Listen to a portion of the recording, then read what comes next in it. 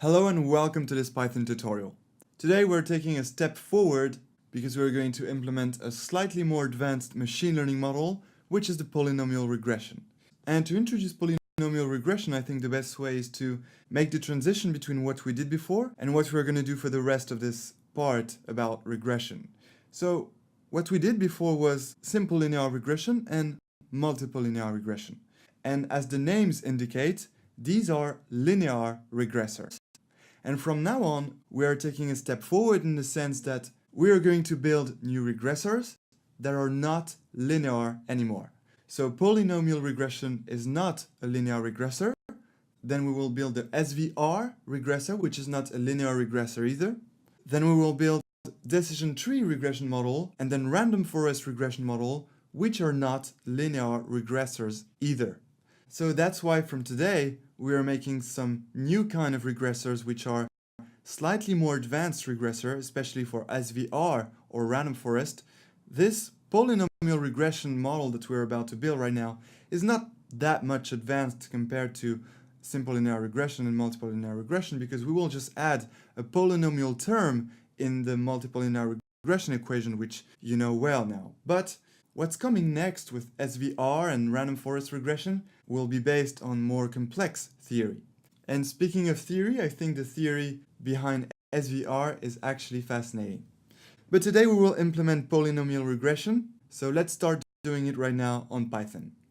Okay, so as usual, we'll go to File Explorer to set the right folder as working directory. So we'll go to our Machine Learning AZ folder, Part 2 Regression, Polynomial Regression, and that's the right folder. Make sure that you have the position salary CSV file in your folder, and if that's the case, you can click on this little button here to set this folder as working directory. Okay, and now we are ready to start. So to be efficient, we are going to take our data preprocessing template that we made in part 1. So let's select everything here, copy, and paste it in our polynomial regression model. So, and now we just need to change very few things. So the first thing we need to change is the name of the data set. So it's not data here, of course, it's position underscore salaries. All right. And now let's see if we need to change some indexes here for the matrix of independent variable x and the dependent variable vector y. So to do this, the best way is to actually import the libraries first to look at our data set. So press Command and Control plus Enter to execute. Well imported, perfect. And now we can have a look at our data set because we imported pandas that we use here to import this CSV file. Okay, so I'm going to execute this. Data set well imported. Let's have a look. So I'm going to go to Variable Explorer here, and here's the data set. Let's double click on it. And now let's see what the mission is. So we are a human resource team working for a big company, and we are about to hire a new employee in this company. So this new employee seems to be great, a good fit for the job, and we are about to make an offer to this potential new employee. And now it's time to negotiate. Negotiate on what is going to be the future salary of this new employee in the company.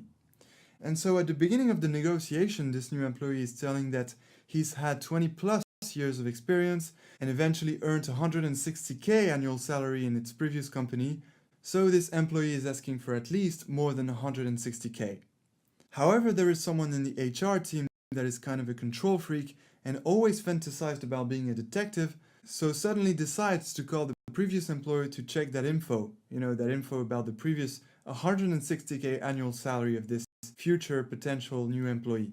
But unfortunately, all the info that this person manages to get are these info here, that is, this simple table of salaries for 10 different positions in the previous company. So this HR member of the team runs a simple analysis on Excel or Google Sheets and actually observes that there is a nonlinear relationship between these position levels and their associated salaries. However, this HR person could get another very relevant info.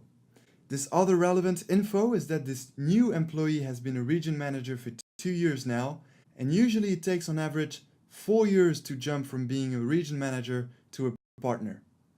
So this employee was kind of halfway between level 6 and level 7, and therefore we can say he was level 6.5. So now this HR guy is getting all excited because he's telling to the team that he can build a bluffing detector using regression models and predict if this new employee is bluffing about its salary. So at the beginning the team finds it a little weird, but is kind of curious to see what's going to happen. And therefore here is the mission. This new employee is telling that its annual salary was 160k. Let's predict if it's truth or bluff by building a bluffing detector using polynomial regression. Alright, and now let's see what indexes we need to change. So when we look at this table here, we want to predict the salaries based on the different levels that we have, and then predict the salary of a 6.5 level here. So basically we just need these two columns here.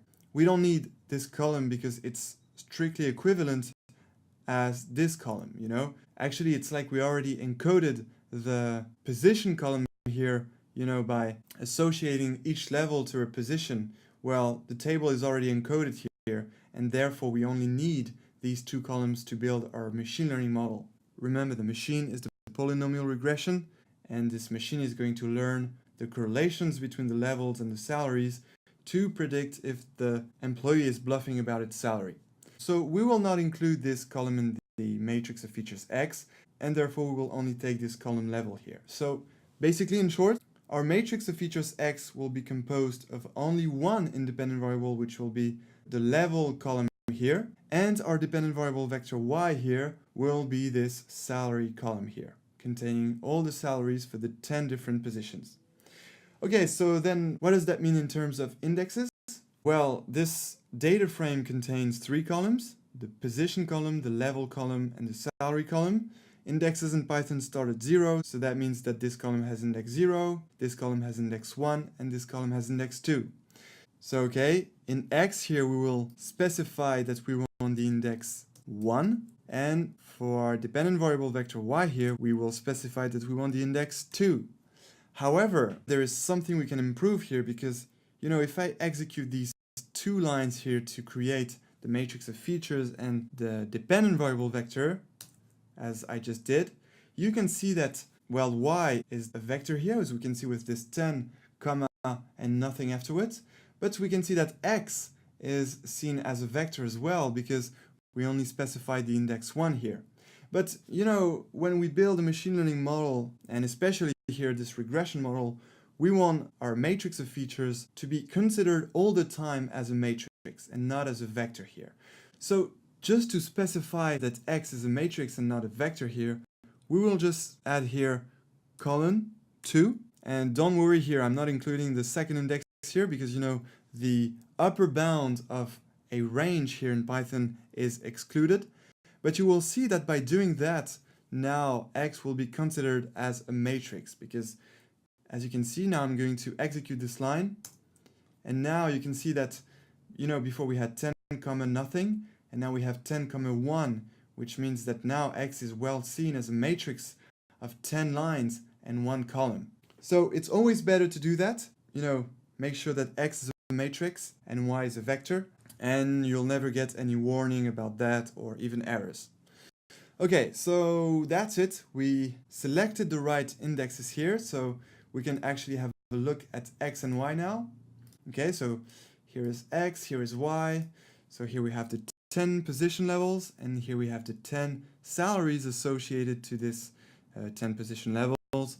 And our goal is to predict if this employee is bluffing by building a machine learning model that is a polynomial model that will predict the salary of this 6.5 level here, which is the level that this HR member of the team identified for this new employee. Okay, so let's do this. And let's move on to the next sub-step of the first preprocessing step. And the next sub-step is to split the dataset into the training set and the test set. And actually, the good news is that we won't need to do that here. And for 2 reasons. It's because when we look at our dataset, we can see that we have 10 observations.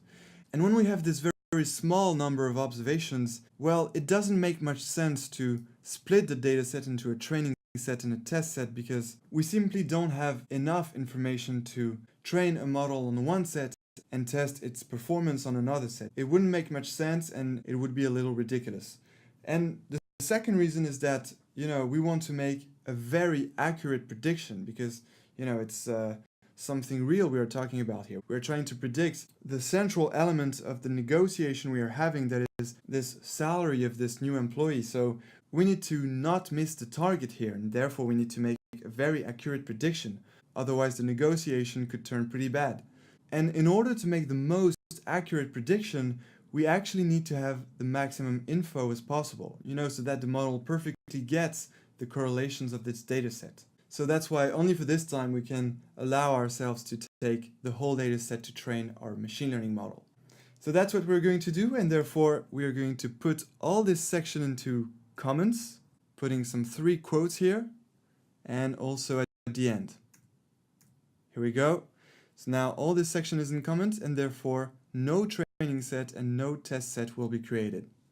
Okay, and finally the last sub-step of the pre-processing phase, feature scaling. So will we need to apply feature scaling for our dataset here?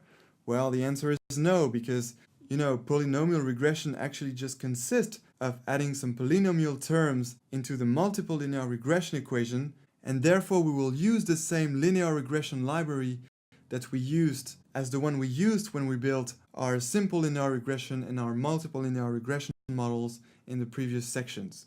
So we are all good. No need for feature scaling, no need for splitting the dataset into the training set and the test set. Indexes are correct.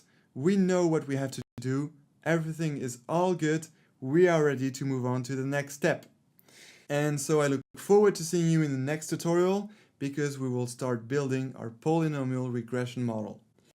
Until then, enjoy machine learning!